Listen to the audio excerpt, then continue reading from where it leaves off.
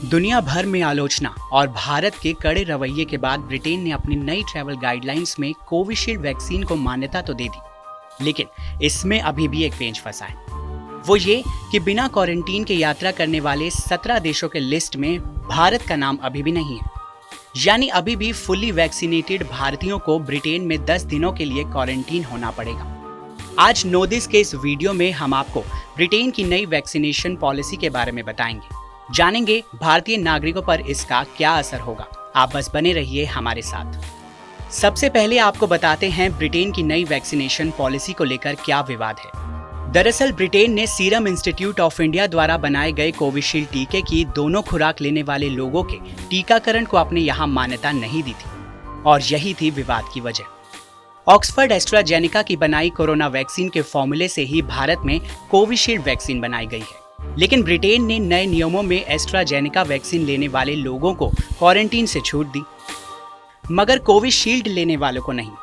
यही वजह है कि ब्रिटेन के इस कदम को वैक्सीन डिस्क्रिमिनेशन और वैक्सीन रेसिज्म से जोड़कर देखा जा रहा है। ब्रिटेन अगर कोवैक्सीन लेने वालों को अपने यहाँ आने से रोकता तो बात फिर भी समझ में आती, क्योंकि फिलहाल इस वैक्सीन को WHO ने मान्यता नहीं दी है।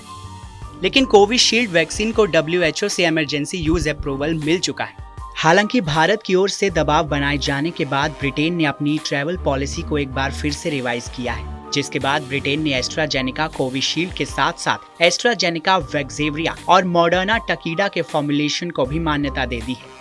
हालांकि ब्रिटेन ने अभी भी भारत के वैक्सीन सर्टिफिकेट को मंजूरी नहीं दी है। ब्रिटेन सरकार ने कहा है कि वो वैक्सीन सर्टिफिकेट की मान्यता को लेकर भारत के साथ मिलकर काम कर रही है। भारत ने ब्रिटेन को दी थी चेतावनी।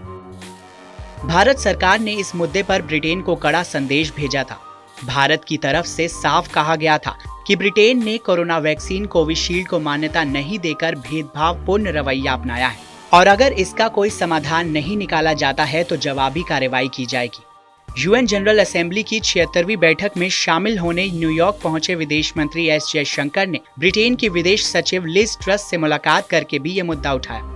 चलिए अब समझने की कोशिश करते हैं कि इस पॉलिसी के तहत अगर आप भारत से इंग्लैंड ट्रैवल करते हैं तो आपको जाने से पहले या वहां पहुंचकर क्या करना होगा।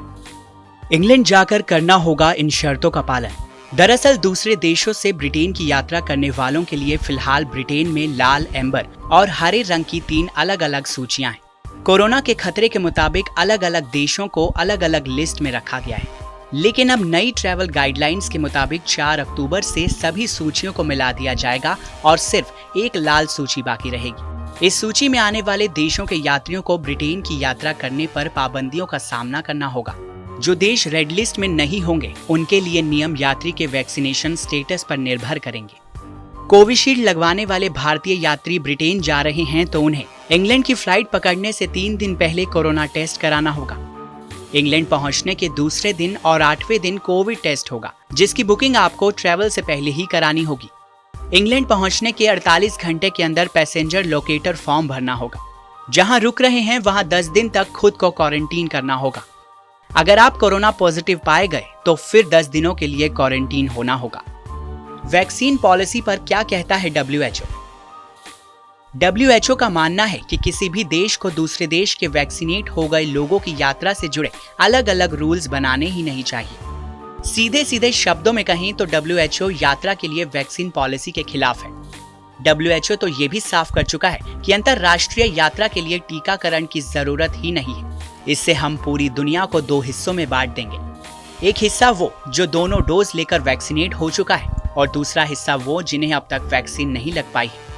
हमारे इस वीडियो पर आपकी राय क्या है? कमेंट सेक्शन में हमें लिखकर जरूर बताएं। इस वीडियो को लाइक करें, शेयर करें और देश और दुनिया की तमाम मुश्किल खबरों को आसान भाषा में समझने के लिए सब्सक्राइब करें हमारा YouTube चैनल नोदिस।